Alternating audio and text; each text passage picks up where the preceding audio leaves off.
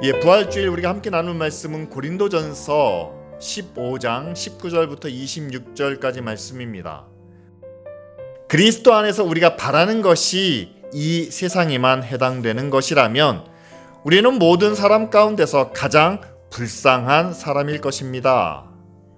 그러나 이제 그리스도께서는 죽은 사람들 가운데서 살아나셔서 잠든 사람들의 첫 열매가 되셨습니다. 한 사람으로 말미암아 죽음이 들어왔으니 또한 한 사람으로 말미암아 죽은 사람의 부활도 옵니다. 아담 안에서 모든 사람이 죽은 것과 같이 그리스도 안에서 모든 사람이 살아나게 될 것입니다. 그러나 각각 제 차례대로 그렇게 될 것입니다. 첫째는 첫 열매이신 그리스도요, 그 다음은 그리스도께서 재림하실 때에 그리스도께 속한 사람들입니다. 그때가 마지막입니다. 그때에 그리스도께서 모든 통치와 모든 권위와 모든 권력을 폐하시고 그 나라를 하나님 아버지께 넘겨드리실 것입니다. 다 같이 읽습니다. 하나님께서 모든 원수를 그리스도의 발 아래 두실 때까지 그리스도께서 다스리셔야 합니다. 맨 마지막으로 멸망받을 원수는 죽음입니다.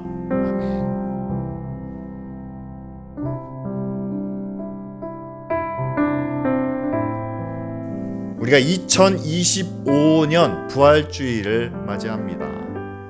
그 말은 무슨 뜻이냐면요, 거의 2000년 동안 교회는 이때만 되면 예수님의 십자가와 그리고 부활을 이야기한다는 사실이죠.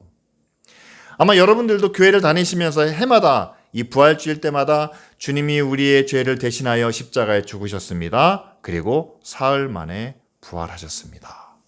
저는 이 메시지를 적어도 50번 이상 아니면 100번 이상 들어왔습니다. 그럼에도 불구하고 교회 밖에 있는 사람들은 못 들었을까요? 아니죠. 교회 밖에 있는 사람들도 다 압니다. 왜냐하면 이때만 되면 패션이라든가 아니면 예수님의 십자가에 대한 영화들이 많이 방영되기 때문이죠. 근데 그럼에도 세상은 예수님의 부활을 믿지 않고 있습니다. 왜 그럴까요? 단순하죠. 우리는 살면서 많은 사람들의 죽음을 경험했습니다.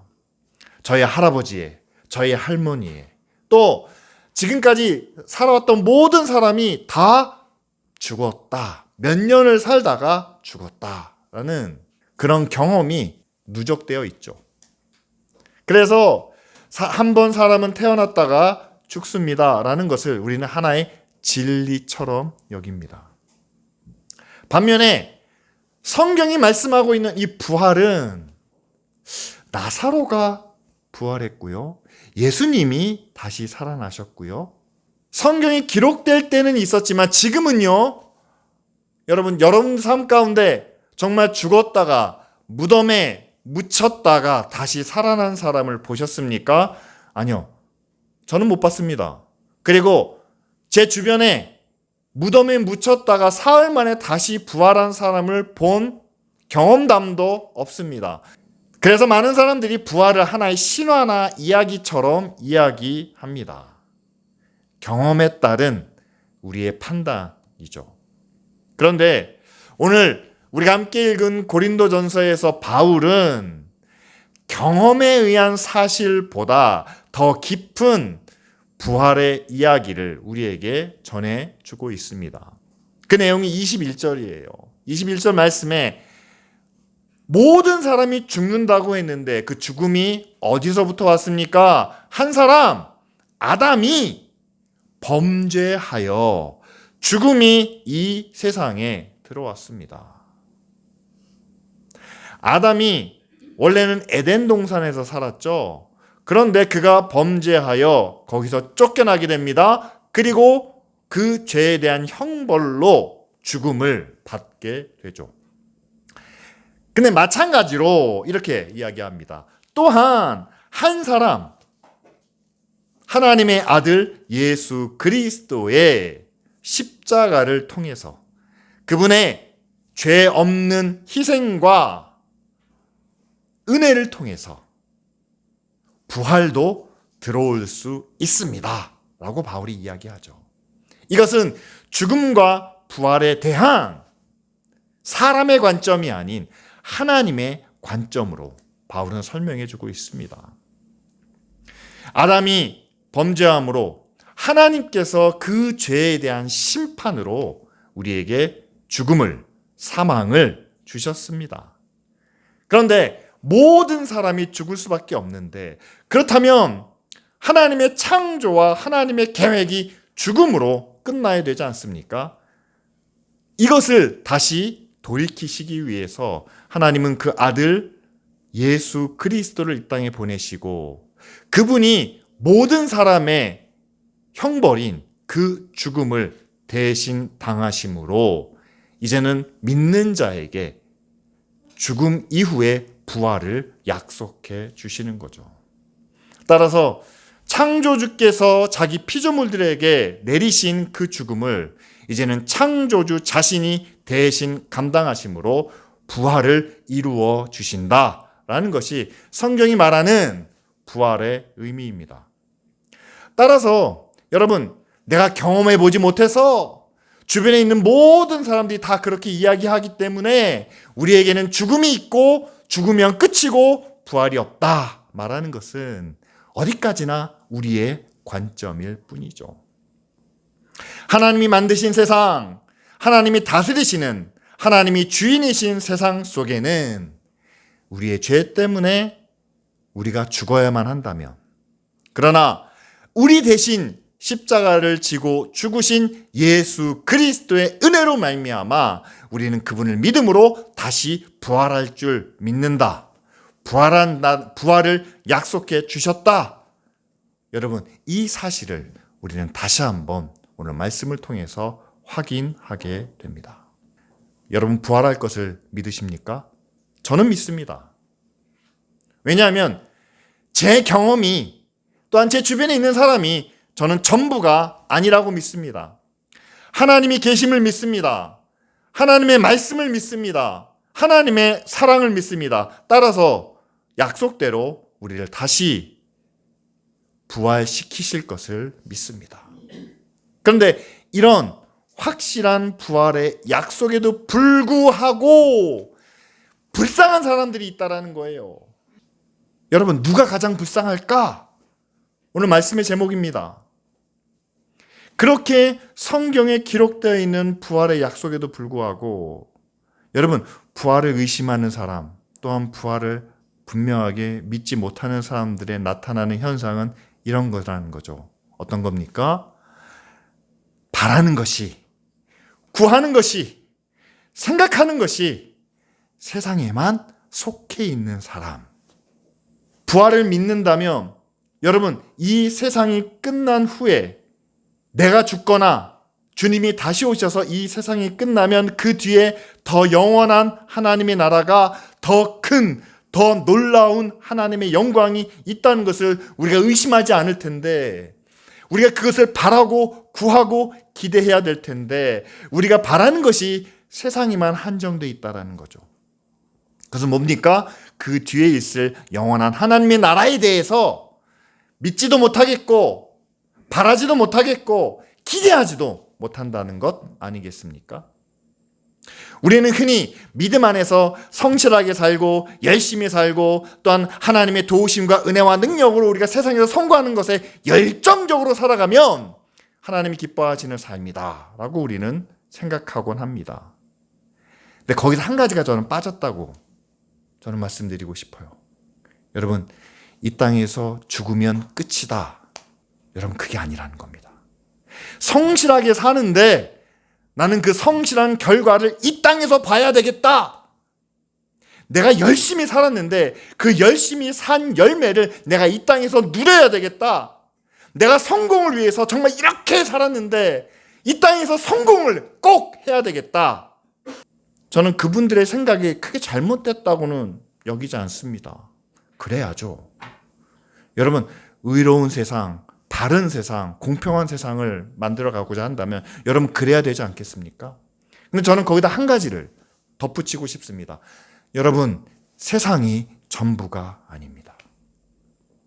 세상에서 성실했기 때문에 하나님 나라에서 큰 복을 받는다면 여러분 그것이 얼마나 놀라운 일입니까?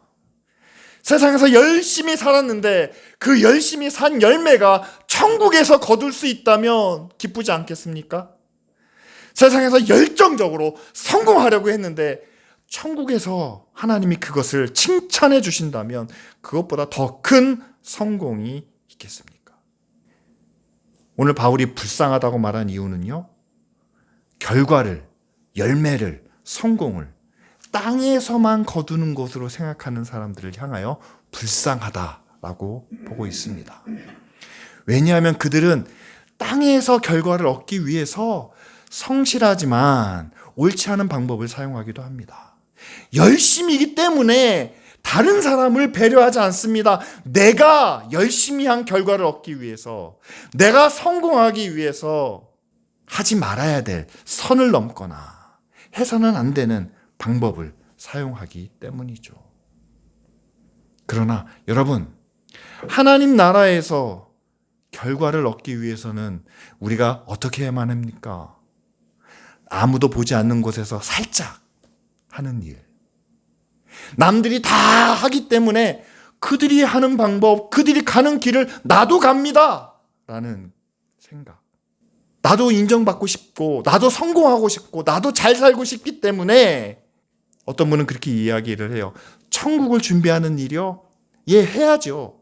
그러나 내 인생이 80, 90, 100년이라면 나는 그 중에서 10분의 9는 성공을 위해서, 세상을 위해서 열심히 하다가 나머지 10년 하나님 나라를 위해서 살겠습니다.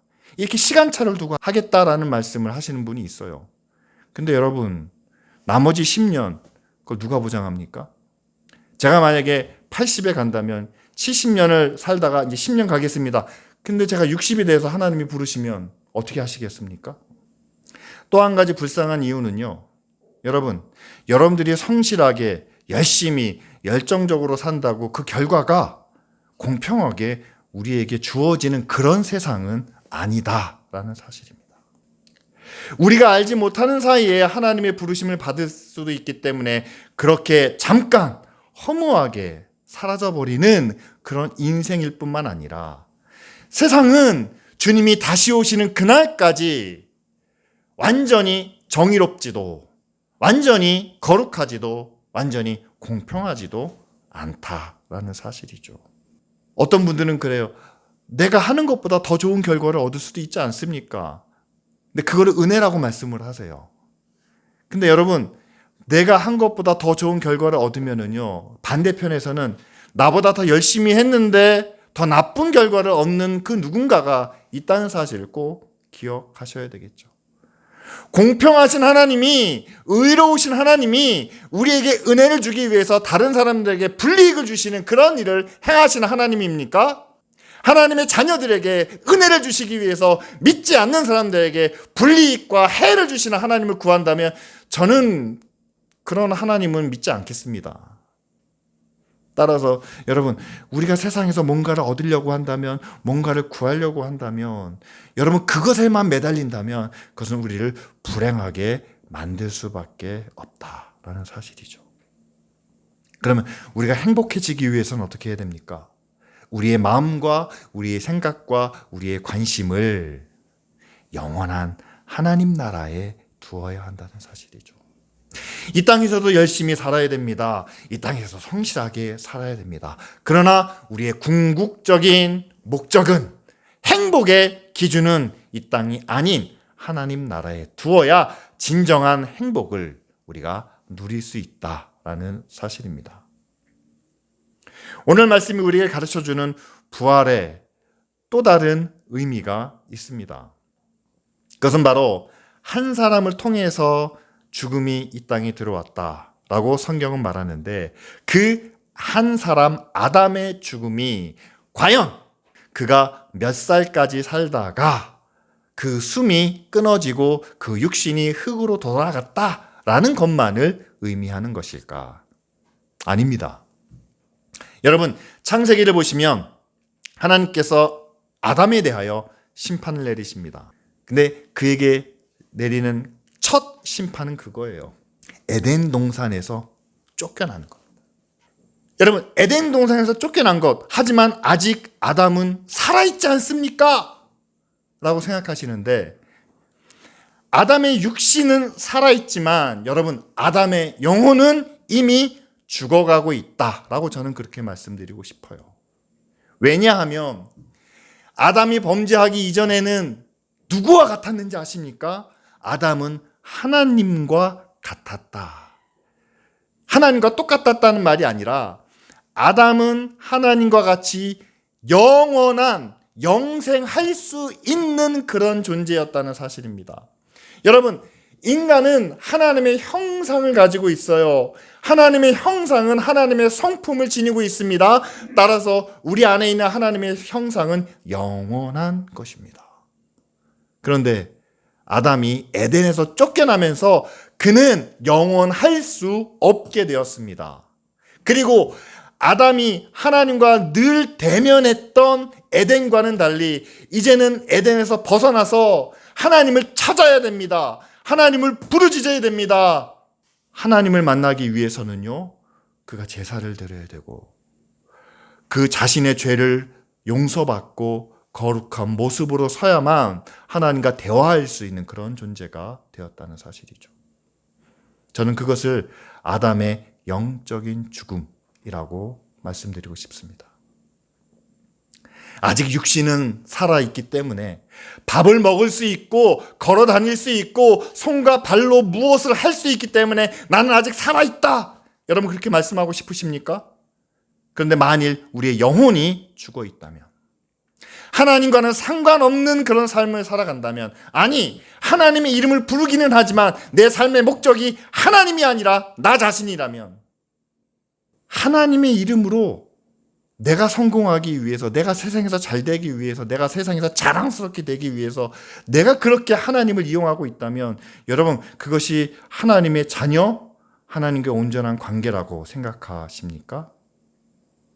우리의 영혼이 과연 온전히 살아있는지 다시 한번 돌아보시기를 바랍니다. 바울은 그렇게 이야기해요. 영은 영의 것을 구하고 육은 육의 것을 구한다. 로마서에 나오는 말씀이죠. 예수님이 아침 저녁으로 기도하셨을 겁니다. 쉬지 않고 기도하셨을 겁니다. 우리도 새벽마다 모여서 기도합니다. 그런데 예수님이 기도하셨을 내용을 한번 유추해 보자는 거죠. 아침에 일어나서 하나님 아버지를 향해서, 하나님 오늘도 우리에게 일용할 양식을 주시고, 오늘도 이 제자들이 제 말을 잘 듣게 해주시고, 오늘도 어려움을 만나지 않게 하시고, 오늘도 능력을 주시고, 오늘도 힘을 주시고. 여러분, 이 땅에서 일어나는 모든 일들이 하나하나씩 열거하면서 하나님 앞에 기도하셨을까요? 저는 그렇게 생각하지 않습니다. 예수님께서 무엇을 위해서 기도하셨을까? 저는 요한복음 17장에서 힌트를 얻습니다. 제자들의 믿음을 위해서 기도하셨어요.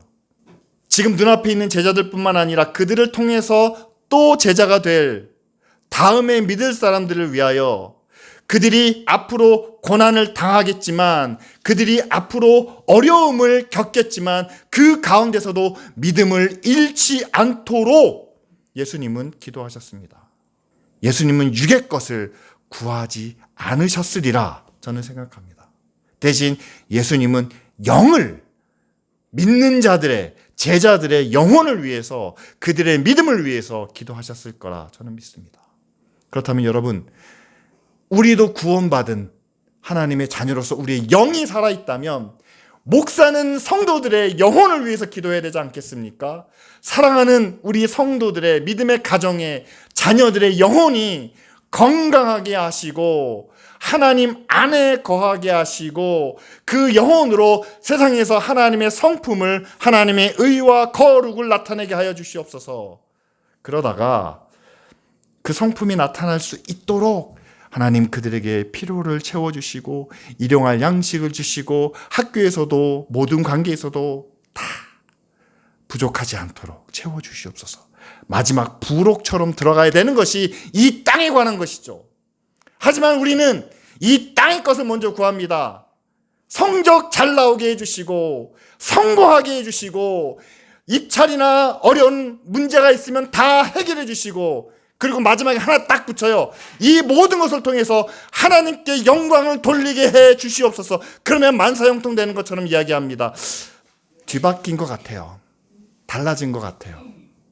예수 그리스도를 통해서 부활을 믿는다면 우리는 더 이상 육에 속하지 않은 하나님께 속한 영의 자녀가 되어야 할 줄 믿습니다. 주님이 부활하신 후에 새로운 육신을 입으셨잖아요. 그것처럼 우리도 부활하면 이 몸을 입고 가는 게 아닙니다. 이 땅에서 우리가 얻은, 이 땅에서 우리가 누린 그 모든 것을 다 갖고 하나님의 나라에 가는 것이 아닙니다. 새 나라에서는 새 몸을 입고 갑니다. 그렇다면 이 땅에서 입고 있는 그 옛 옷을, 헌 옷을 어떻게 해서든지 더 나은 것, 더 좋은 것, 더 화려한 것을 입고자 너무 집착하거나 매달리지 않으셨으면 좋겠습니다.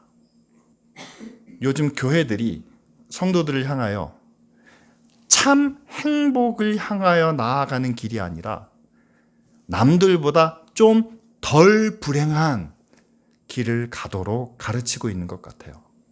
여러분, 하나님의 은혜 안에서, 믿음 안에서 우리가 이렇게 하면 성공할 수 있고 또 이렇게 하면 평안할 수 있습니다. 하나님의 은혜가, 하나님의 능력이 우리와 함께 하시니까 이 땅에서 우리가 더 나은 삶을 살아갈 수 있습니다.